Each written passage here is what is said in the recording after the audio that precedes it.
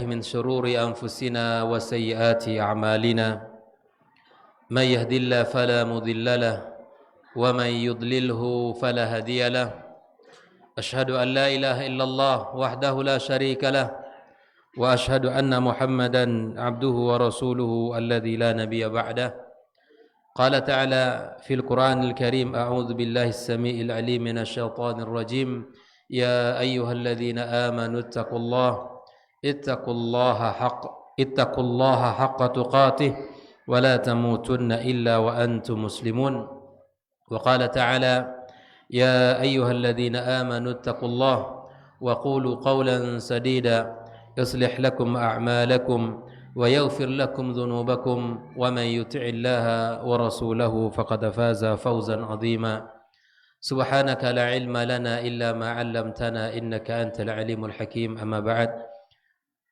معاشر الحاضرين والحاضرات من المسلمين والmuslimat, bapak-bapak, ibu-ibu, saudara-saudari dimanapun berada, alhamdulillah kita bersyukur kepada Allah Subhanahu wa taala.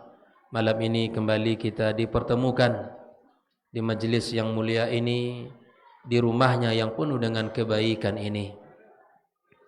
Merupakan sebaik-baik tempat yang ada di muka bumi dan sebaik-baik tempat kita mencari ketenangan jiwa kita, di mana bagi seorang mukmin rumah Allah adalah tempat yang paling indah, tempat yang paling nyaman untuk kita datangi, untuk kita duduk berlama-lama di dalamnya. Karena duduknya kita di rumah Allah adalah ibadah. Duduknya kita di dalam rumah Allah adalah membawa ketenangan jiwa. Bahkan Rasulullah sallallahu alaihi wasallam di saat beliau mencari menantunya Ali bin Abi Thalib, ketika terjadi antara dia dengan istrinya Fatimah, maka Ali bin Abi Thalib mencari tempat untuk dia mencoba menghibur dirinya adalah rumah Allah Subhanahu wa taala. Setelah dicari-cari oleh Rasul sallallahu alaihi wasallam, ternyata dia menemukan menantunya di Masjid Nabawi. Maka Nabi alaihi salatu wasallam mengatakan kepadanya, "Ya Abu Turab, wahai Abu Turab, bangun." Ketika itu Ali bin Abi Thalib dipanggil oleh Nabi kita sallallahu alaihi wasallam dengan panggilan Abu Turab, dan itu adalah panggilan yang paling ia sukai dan paling ia senangi, karena nama itu diberikan oleh Nabi sallallahu alaihi wasallam, atau panggilan itu diberikan oleh Rasul sallallahu alaihi wasallam, di samping ia juga merupakan adalah mertua bagi Ali bin Abi Thalib. Maka rumah Allah adalah tempat yang paling aman, paling nyaman bagi orang-orang beriman. Bahkan Syekhul Islam Ibn Taimiyah rahimallahu ta'ala membuat sebuah perumpamaan bagi orang beriman dengan rumah Allah ini. Kata beliau, masjid bagi orang beriman itu bagaikan seekor ikan terhadap air. Ikan sangat membutuhkan air sebagai tempat dia hidup. Begitupun orang-orang beriman. Masjid merupakan tempat yang paling nyaman bagi orang beriman. Bagaimana kondisi seekor ikan ketika dia tidak mendapatkan air? Begitu jugalah bagaimana kondisi jiwa seorang yang beriman jika dia tidak terpaut hatinya ke rumah Allah Subhanahu wa taala. Bahkan Nabi sallallahu alaihi wasallam sebutkan bahawa salah satu dari 7 golongan manusia yang akan mendapatkan naungan di hari kiamat kelak adalah rajulun qalbuhu mu'allaqun bil masajid. Mudah-mudahan Allah menjadikan hati-hati kita senantiasa terpaut ke rumahnya yang mulia ini, dan senantiasa diri kita rindu untuk datang ke rumah Allah Subhanahu wa taala. Dan mudah-mudahan kita senantiasa dibangun di atas bingkai iman, bersaudara, bertemu, bersahabat di atas bingkai keimanan, dan mudah-mudahan Allah Subhanahu wa taala kumpulkan kita di dalam surganya sebagaimana Allah kumpulkan kita di tempat yang mulia ini. Kemudian ucapan salawat dan salam untuk Nabi kita Muhammad sallallahu alaihi wasallam, panutan kita, junjungan kita di dalam kehidupan. Mudah-mudahan Allah memberikan taufik kepada kita semuanya untuk bisa mengamalkan sunnah-sunnah Rasulullah sallallahu alaihi wasallam. Ma'asyiral hadirin wal hadirat minal muslimin wal muslimat, bapak-bapak, ibu-ibu yang saya muliakan, malam ini kembali kita melanjutkan pembahasan surat yang ke-86 daripada juz 30 atau daripada Al-Qur'anul Karim, yaitu surat At-Tariq. Surat At-Tariq, sebagaimana sebelumnya sudah kita selesaikan pembahasan surat Al-Buruj. Surat Al-Buruj. Sebagaimana biasanya kita sebelum membahas ayat-ayat yang berada pada surat tersebut, kita memulai dengan muqaddimah bahwa surat At-Tariq dikatakan oleh para ulama dia bagian daripada surat Al-Makkiyah, surat Al-Makkiyah Al-Khalisah, di mana seluruh ayat yang ada pada surat At-Tariq ini merupakan golongan dari surat Makkiyah yang diturunkan kepada Rasulullah sallallahu alaihi wasallam. Jumlah ayat ada 17 dan turunnya surat At-Tariq disebutkan oleh para ulama adalah setelah surat Al-Balad. Setelah surat Al-Balad, sebelum surat Al-Qamar dalam tertib an-nuzulnya. Urutan turunnya kepada Rasulullah sallallahu alaihi wasallam. Adapun urutan dalam mushaf, maka dia setelah surat Al-Buruj dan dia disebut urutan surat yang ke-86. Di dalam sebuah riwayat disebutkan ternyata Rasulullah sallallahu alaihi wasallam pernah membaca surat At-Tariq ini ketika di saat Rasulullah sallallahu alaihi wasallam berada pada sebuah pasar di Thaqif.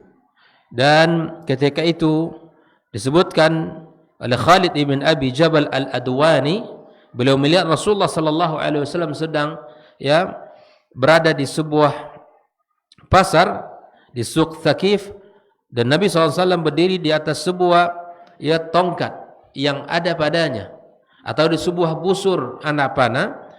Kemudian di saat itu di Khalid menceritakan, fasami'tuhu yaqulu was-sama'i wat-tariq. Aku mendengarkan Rasulullah sallallahu alaihi wasallam membaca surat At-Tariq ini sampai selesai.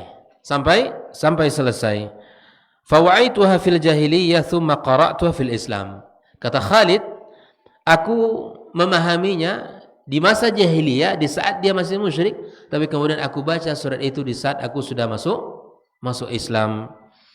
Qala fada'atni Thaqif qalu madza sami'ta min hadzal rajul. Aku dipanggil oleh orang-orang di saat di masa itu, mereka mengatakan, apa yang engkau dengarkan dari laki-laki ini, maksudnya Rasulullah sallallahu alaihi wasallam. Maka dia mengatakan faqara'tuha alaihim. Aku bacakan kepada mereka surat At-Tariq ini. Jadi beliau mendengarkan bahwa Rasulullah SAW pernah membacakan surat At-Tariq ini di saat dia masih musyrik, dan kemudian dia masuk Islam sehingga menghafal ayat itu di saat masih jahiliyah, kemudian dia membaca di saat sudah masuk Islam. Ini menunjukkan betapa kekuatan hafalan orang-orang di zaman dahulu. Sekali dibacakan langsung. Kalau kita berkali-kali dibacakan masih belum ingat. InsyaAllah semoga anak dan generasi kita mereka orang-orang yang bisa terpilih menjadi ahlul Quran, dan semua kita termasuk orang-orang ahlul Quran biidznillah. Di dalam riwayat yang lain terkait dengan surat At-Tariq ini, bahwa Rasulullah sallallahu alaihi wasallam sebagaimana Abu Hurairah menceritakannya, kana yaqra fil isya'il akhir. Nabi itu membaca surat At-Tariq ini di salat Isya. Ini sebuah riwayat yang menceritakan bahwa Nabi juga pernah membaca surat At-Tariq ini. Kemudian apa saja? Wa bis sama'i dzatil buruj was sama'i wat tariq. Nah, inilah ayat yang dibaca oleh Rasulullah sallallahu alaihi wasallam di dalam salat Isya. Nah, ini. Jadi ya boleh bagi kita untuk membaca ya kapanpun, dan ternyata Nabi sallallahu alaihi wasallam pernah membacanya di salat Isya. Ma'asyiral hadirin rahimakumullah. Masih ada sisa pembahasan kita, apakah yang menjadi pesan utama yang ada pada surat At-Tariq ini? Nah, ini. Apa yang Allah ingin sampaikan melalui ayat-ayat yang ada di dalam surat At-Tariq ini? Sebagaimana tabiat surat Makkiyah itu adalah surat yang berbicara tentang pengokohan akidah dan tauhid. Masih seputar keyakinan akan hari kebangkitan, di mana Allah Subhanahu wa taala ingin memberikan kepada orang-orang kufar Quraisy di saat ayat ini turun, mereka beriman kepada Allah. Mereka percaya bahwa yang menciptakan langit dan bumi ini adalah Allah. Mereka percaya. Dan ini yang disebut dengan tauhid rububiyah. Allah semua yang menciptakan langit dan bumi. Allah yang menguasai, Allah yang menumbuhkan, Allah yang memberi rezeki. Tapi kemudian tauhid rububiyah ini tidak menghantarkan mereka kepada tauhid al-uluhiyah, yang semestinya ketika kita meyakini Allah Maha Pencipta langit dan bumi, kita harus tunduk kepada Allah dengan ibadah. Tapi mereka tidak percaya dan mereka tidak tunduk kepada Allah. Lebih-lebih mereka tidak percaya hari kiamat. Nah, makanya nanti kita akan dapatkan bagaimana Allah mengingatkan kita di dalam surah At-Tariq ini asal usul manusia. Allah ingatkan asal usul kita di sini, bahwa kita ini tercipta dari air mani yang terpancar. Bahwa kita ini subhanallah ya, yang awalnya sungguh sangat hina di dalam artian bahwa kita ini makhluk yang sangat lemah. Bahkan Al-Hasan Al-Basri mengatakan, kaifa yatakabbar man kharaja ala sabilil bauli marrataini. Bagaimana mungkin manusia itu bisa sombong, kata Hasan Al-Basri, sementara dia keluar 2 kali dari jalur najis. Yang pertama kalinya adalah keluar dari jalur atau dari orang tuanya, ayahnya, ya, di saat sudah tertanam benih di dalam rahim, kemudian dia keluar dari jalur ya orang atau ibu yang melahirkannya. Ini kata Hasan Basri. Bagaimana kita ini bisa sombong, kata beliau, sementara kita ini keluar dari 2 jalur yang najis. Subhanallah. Nah, ini ingat-ingat kalau ada rasa-rasa di hati kita, ya, rasa sombong, congkak, angkuh, ingat-ingat itu. Bagaimana mungkin manusia itu bisa sombong, kata Hasan Al-Basri, sementara asal usulnya begitu, dan dia keluar dari 2 jalur najis yang telah disebutkan oleh Hasan Al-Basri. Ikhwanikum muslimin rahimakumullah. Jadi pesan utama yang Allah ingin sampaikan, iqamatul adilla ala wahdaniyatillahi tabaraka wa ta'ala. Pesan utama di mana Allah Subhanahu wa taala ingin mengatakan tentang bahwa Allah adalah yang Maha Esa, Allah yang Maha Kuasa atas segala apa yang Ia ciptakan ini. Kemudian Allah juga ingin menyampaikan melalui ayat yang mulia ini akan kekuatan, kebesaran Allah dan ketinggian Allah Subhanahu wa taala dengan segala ilmu yang maha luas. Allah ingin sampaikan itu kepada kita. Dan Allah Subhanahu wa taala ingin mengatakan bahwa Al-Qur'an ini adalah dari sisinya. Al-Qur'an ini merupakan kalamullah dan itu firman Allah Subhanahu wa taala. Maka kita lihat beberapa pembahasan para ulama tentang surat At-Tariq ini. Mari kita lihat ayat-ayat yang Allah sampaikan di dalam surat At-Tariq ini. Yang pertama, a'udzubillahi minasyaitonir rajim. Bismillahirrahmanirrahim. Allah taala berfirman, was-samaa'i wat-tariq. Allah kembali bersumpah dengan langit. Yang sebelumnya Allah bersumpah dengan was-samaa'i dzatil buruj. bahwa langit merupakan makhluk Allah yang sangat besar. Yang kita lihat saat ini. Dalam naungan langit ada matahari, ada bulan, ada bintang, dan makhluk-makhluk yang lain. Langit adalah makhluk yang besar, dan Allah bersumpah dengannya. Dan Allah boleh bersumpah dengan makhluk. Ini sering kita sampaikan bahwa Allah boleh bersumpah dengan makhluk ciptaannya. Tapi kemudian manusia tidak dibenarkan bersumpah atas nama makhluknya. Hanya boleh bersumpah atas nama Allah Subhanahu wa taala, sebagaimana Nabi sallallahu alaihi wasallam katakan, "Man halafa bi ghairillahi faqad kafara aw asyraq." Barang siapa yang bersumpah atas nama selain Allah, kita ini manusia ini, maka dia telah kufur atau musyrik. Jangan pernah kita bersumpah atas nama makhluk-makhluk yang ada, tapi bersumpahlah atas nama Allah Subhanahu wa taala. Jika memang membutuhkan itu untuk bersumpah, walaupun sumpah ini hak benar di dalam syariat boleh. Tapi kemudian bahwa orang-orang yang bersumpah itu, salah satu ciri yang Allah sebutkan di dalam Al-Quranul Karim, orang-orang yang tidak memiliki sifat baik. Ya, bahwa Allah mengatakan bahwa jangan engkau ikuti orang-orang al-hallafim mahin. Ya, hallaf itu orang suka bersumpah. Jadi kalau ada orang yang bicara Pak sedikit-sedikit dia mesti demi Allah. Sedikit-sedikit kalau sudah ngomong 2-3 patah kata demi, ini perlu kita curigai ini orang. Karena biasanya orang kalau suka bersumpah itu bahwa ada keraguan di hati orang.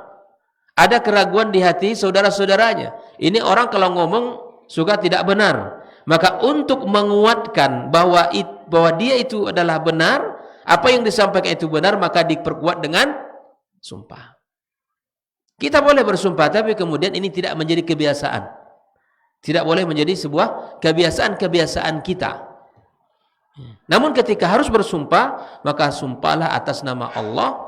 Jangan pula kita bersumpah dengan sumpah palsu, karena itu merupakan dosa besar.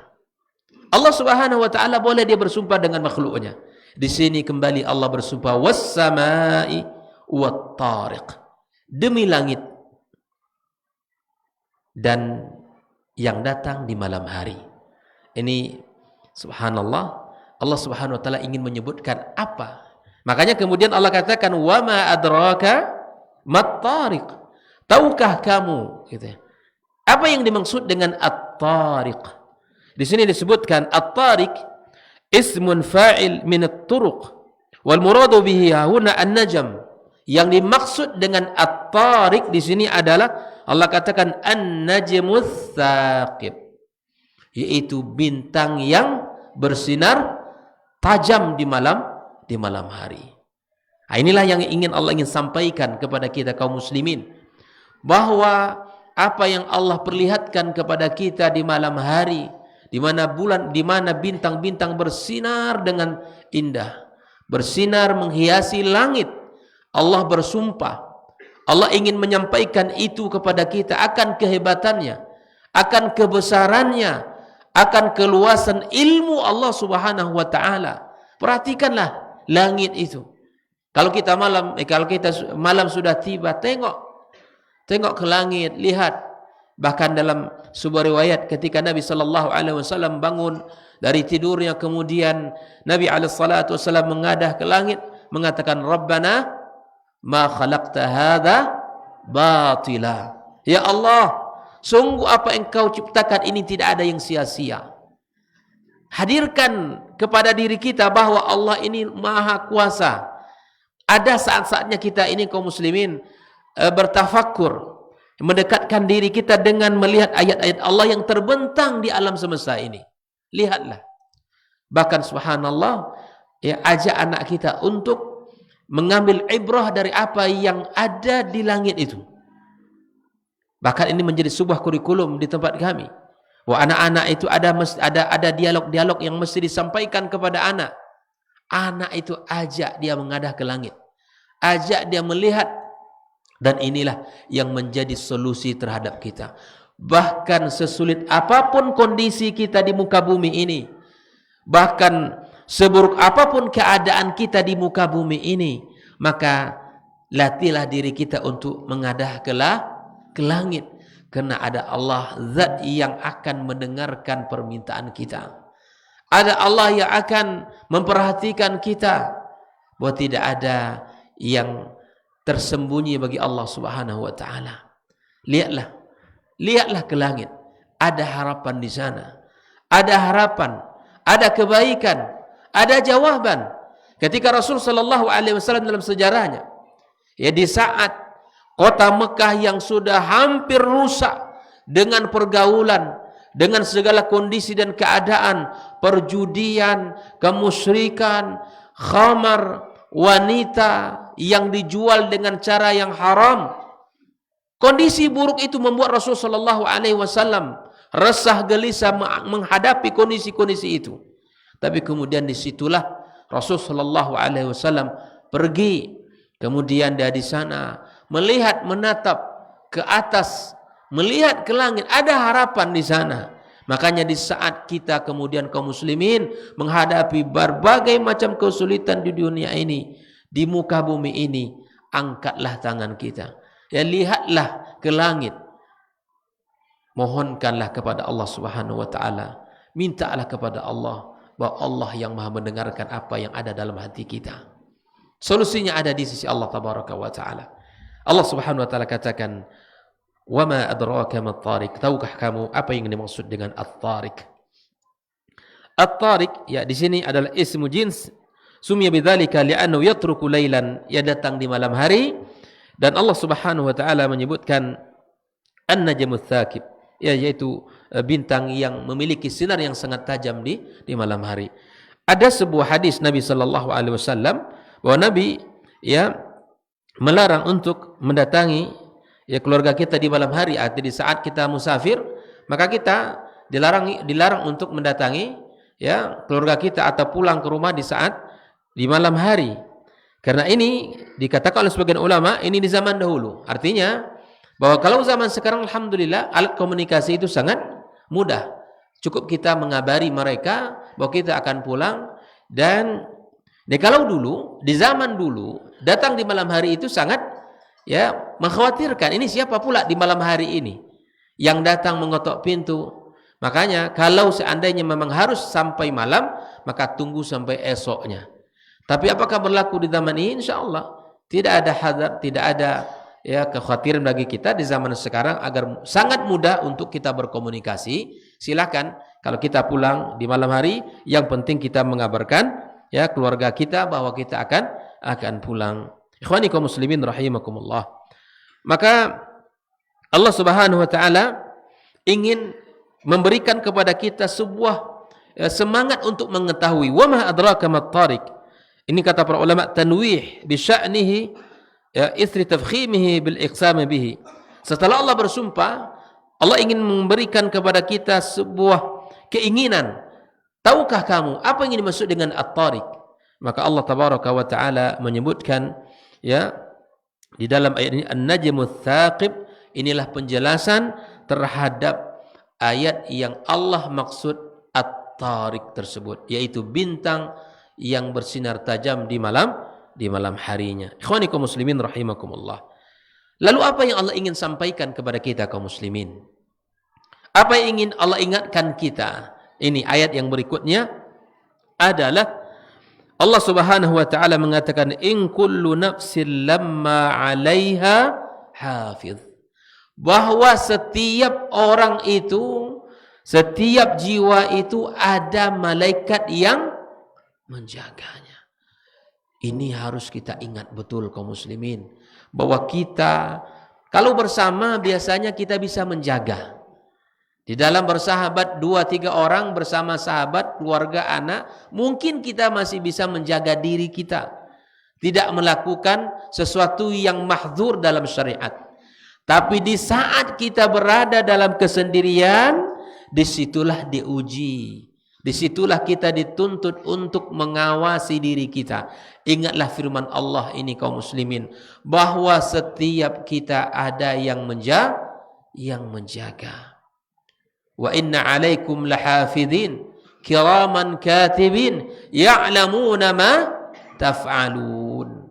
Mereka malaikat yang Allah utus kepada kita untuk menjaga, mengetahui apa yang kita kerjakan dalam keseharian kita, apa yang kita kerjakan dalam kesendirian kita, di kamar kita, di rumah kita, di mobil kita, di kebun kita, di jalan, dimanapun. Mereka tidak akan pernah luput mengawasi kita. Ingat ini kaum muslimin, ini sebagai muhasabah bagi kita untuk senantiasa meningkatkan ketakwaan kita, meningkatkan kehadiran bahwa Allah Subhanahu wa taala memperhatikan kita. Ingat, Allah Subhanahu wa taala mengatakan bahwa setiap jiwa ada yang menjaganya. Kaum muslimin, ma'asyiral hadirin wal hadirat rahimakumullah. Setelah itu Allah ingin memberikan pesan kepada kita bahwa ketika Allah bersumpah dengan makhluknya yang bernama langit, kemudian Allah sebutkan yang datang di malam hari, yaitu bulan atau bintang yang bersinar tajam, terang di malam hari. Yang pertama Allah ingatkan bahwa setiap kalian, setiap jiwa ada yang menjaganya. Yang kedua, inilah sebuah teguran dari Allah untuk kita semuanya. Khusus di saat ayat ini turun kepada kufar Quraisy, bahwa mereka percaya kepada pencipta langit dan bumi Allah, namun kemudian tidak beribadah kepadanya. Allah ingatkan asal usul kita. Allah ingatkan dari mana kita datang, untuk apa kita diciptakan, dan kemana kita akan kembali. Allah katakan, falyanzuril insanu mimma khuliq. Lihatlah bahwa manusia itu dari apa diciptakan. Hendak kita ini manusia, kita kaum muslimin, kita sebagai hamba Allah melihat asal usul kita diciptakan oleh Allah Subhanahu wa taala. Untuk apa kita sombong? Untuk apa kita bangga-bangga? Untuk apa kita menjadi orang yang angkuh? Untuk apa kita menjadi orang yang merasa menang, ego? Untuk apa? Semua itu akan berakhir. Harta yang Allah titipkan akan selesai. Di saat dia sudah meninggal dunia, ditinggalkan seluruh kekayaan yang pernah dia kumpulkan, yang pernah dia usahakan, yang pernah ia dapatkan. Bahkan akan dibagi-bagi oleh ahli waris yang ditinggalkan. Rumah besar, rumah yang luas, rumah yang sangat nyaman untuk ditempati, semua itu akan tinggal. Harta kekayaan yang kita dapatkan, semua itu juga akan tinggal. Keluarga, anak, semua kita tinggalkan. Jabatan, apa lagi? Yang hanya sementara sifatnya.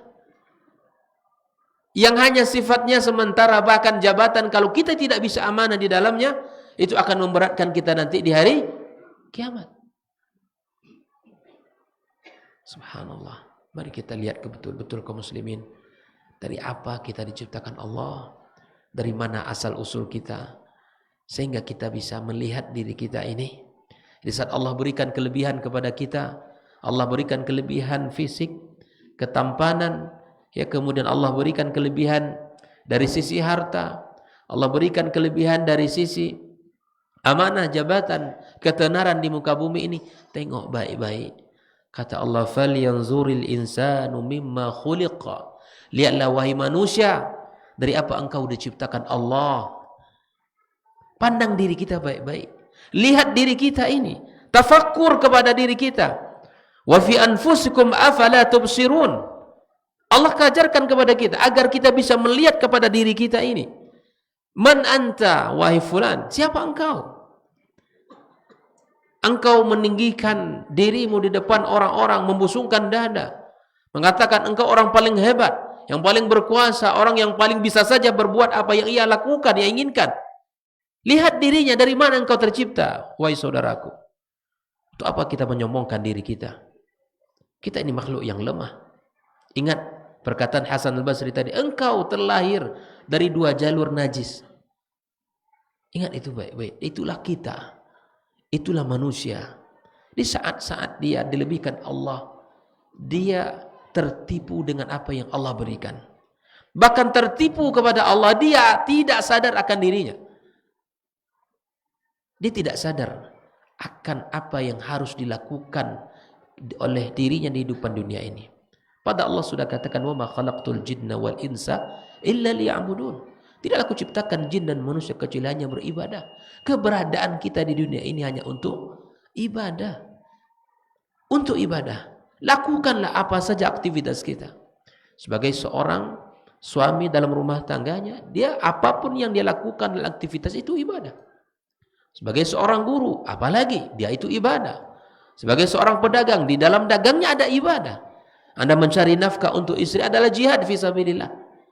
Dan Anda sebagai orang yang berada di dalam pemerintahan, Anda memiliki sebuah proses, semua apa yang dilakukan itu dalam ibadah kepada Allah Subhanahu wa taala. Ikhwani kaum muslimin rahimakumullah. Bisa? Baik, kita dengarkan ya azan.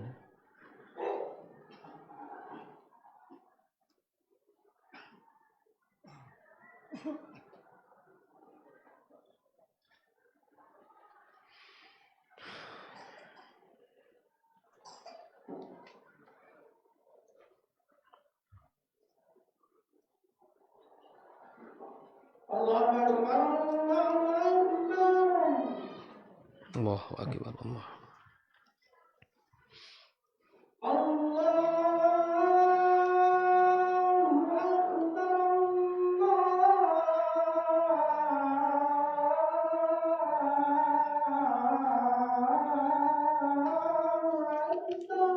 Allahu akbar.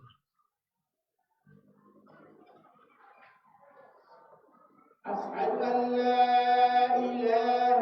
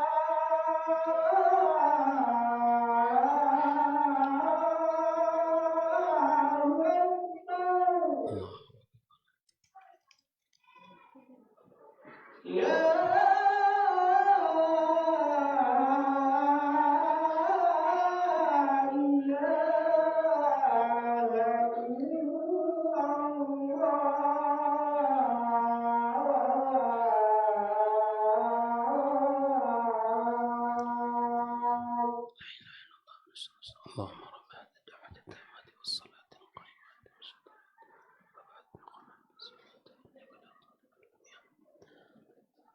Bismillahirrahmanirrahim. Kalaulah kondisi kita bahwa Allah Subhanahu wa taala menciptakan malaikat-malaikat yang menjaga, yang akan menulis, mencatat perbuatan kita, perkataan kita, maka Allah katakan falyanzuril insanu mimma khuliq. Wahai manusia, falyanzuril insan minkum nadhra ta'ammul wa tadabbur wa i'tibar. Hendaklah setiap manusia itu melihat dengan pandangan yang penuh dengan i'tibar, dengan pandangan yang penuh dengan usaha untuk mendapatkan ibrah. Ini kita disuruh untuk bertafakur dalam diri kita kaum muslimin. Silahkan pelajari ya, atau silahkan kita mempelajari dengan berbagai jenis-jenis ya ilmu-ilmu yang ada di dunia ini. Tapi itu semua tidak menjadikan kita menjadi orang-orang yang sombong. Silahkan ajarkan berbagai bentuk-bentuk skill, berbagai bentuk keahlian-keahlian pada anak-anak kita. Tapi ingatkan bahwa kita ini tercipta dari air yang dipancarkan Allah Subhanahu wa taala. Nah, ikhwani kaum muslimin, lihat dari mana asal usul kita. Khuliqa mimma'in dafiq. Tercipta dari air yang terpancar. Di sini subhanallah, Allah Subhanahu wa taala menyebutkan, mengingatkan kita semua akan asal usul kita, akan ya kejadian awal kita, di mana kita adalah manusia yang hanya ya berasal dari air, yakhruju min bainis sulbi wat taraib, yang keluar dari ya antara tulang sulbi dan tulang dada. Nah, di sini disebutkan innahu ala raj'ihi laqadir. Sesungguhnya Allah Subhanahu wa taala yang telah menciptakan dia atau manusia, maka kemudian mampu untuk mengembalikannya. Jadi kita ini juga menunjukkan bahwa ketika kita hidup di dunia ini, kemudian kita tercipta dari air yang terpancar, kemudian kita memiliki proses di dunia ini, setelah itu kita meninggal dunia, kemudian kita dikuburkan dan kita hancur. Allah mampu kembali untuk mengembalikan. Ini lagi-lagi jawaban terhadap orang yang tidak percaya akan hari berbangkit itu. Tidak percaya dengan hari berbangkit. Maka ikhwani kaum muslimin rahimakumullah, disinilah kita bahwa harus ingat dari apa kita diciptakan Allah, untuk apa kita diciptakan Allah, kemudian kemana kita akan kembali, ya apa yang harus kita bawa untuk kembali kepada Allah Subhanahu wa taala. Lalu kemudian Allah menyebutkan jalan-jalan keimanan ini, yauma tubulas sarair, hari di mana Allah Subhanahu wa taala akan menyingkapkan segala rahasia. Ini adalah hari kiamat. Rahasia apapun yang kita miliki hari ini tersimpan rapi akan dibongkar di hadapan makhluk nanti di hari kiamat kelak. Hari ini kita bisa menyimpannya, kita bisa berkilah, kita bisa berbohong, kita bisa menipu orang. Tapi pada hari itu Allah Subhanahu wa taala yauma tubulas sarair. Tak ada yang tersimpan, tidak ada yang tersembunyi, tidak ada. Allah bukakan semuanya. Allah tunjukkan semuanya. Maka jadilah mukmin yang jujur kepada dirinya. Jadilah mukmin yang jujur dalam ucapannya.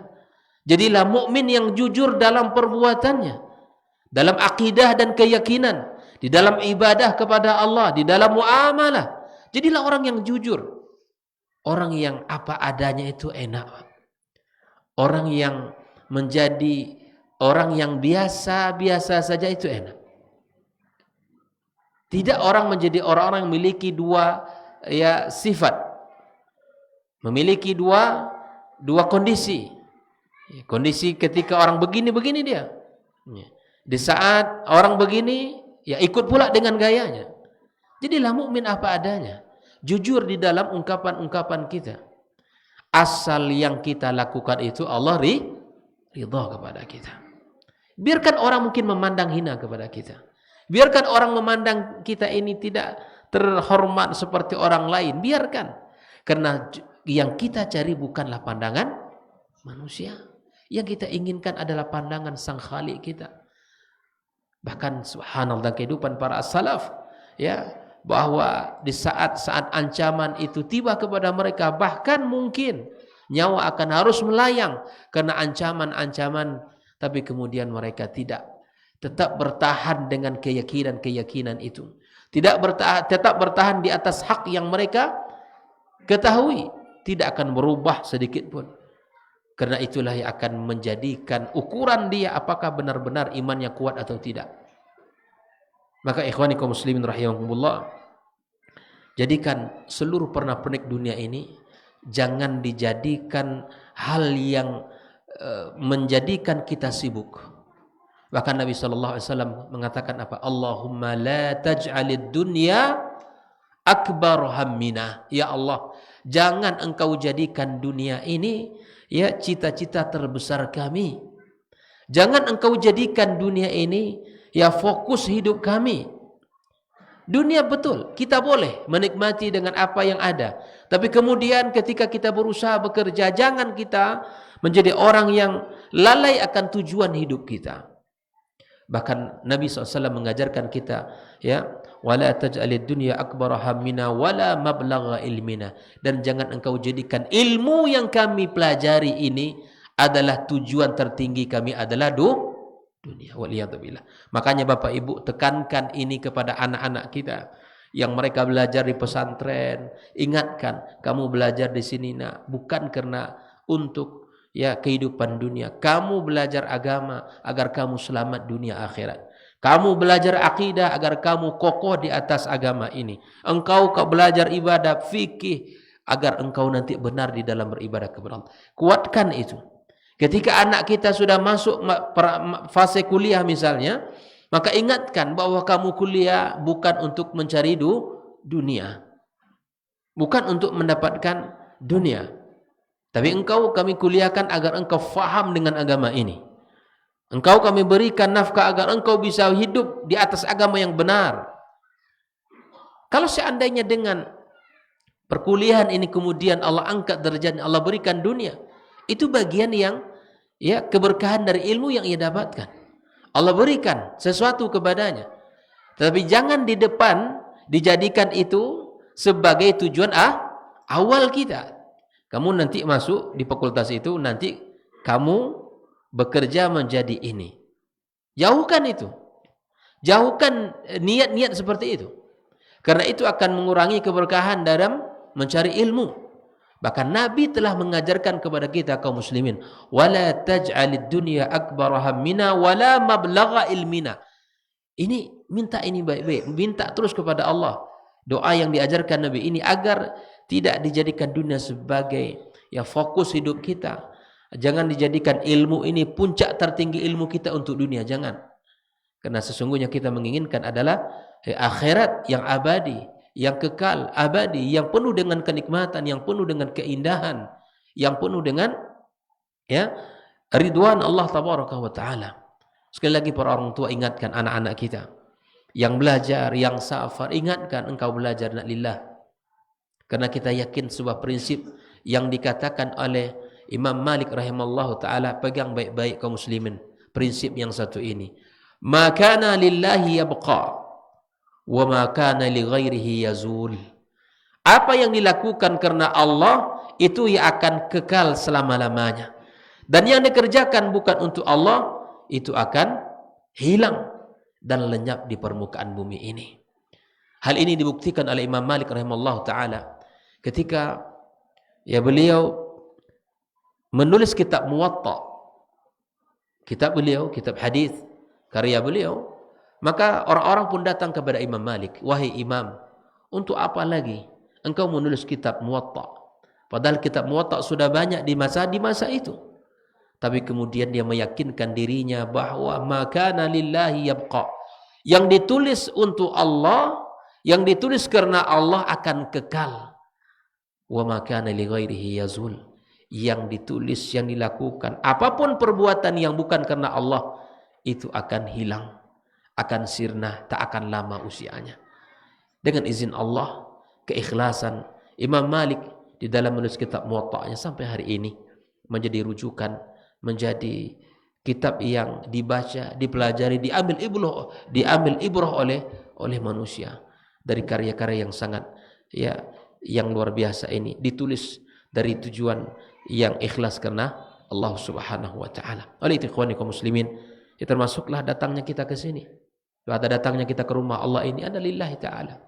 Belajar ilmu, tafaqquh fid din, salaturrahim, karena ini semua akan ditampakkan Allah pada hari yauma tublas sarair. Apa yang ada di hati kita, apa yang terbesit di dalam pikiran kita, semua itu akan Allah tampakkan. Tak ada yang tersembunyi dan tidak ada yang tidak terlihat. Allah Subhanahu wa taala akan lihatkan kepadanya pada hari kiamat kelak. Wallahu taala alam wa subhanakallahumma bihamdika asyhadu an la ilaha illa anta astaghfiruka wa atubu ilaik. Wassalamu alaikum warahmatullahi wabarakatuh.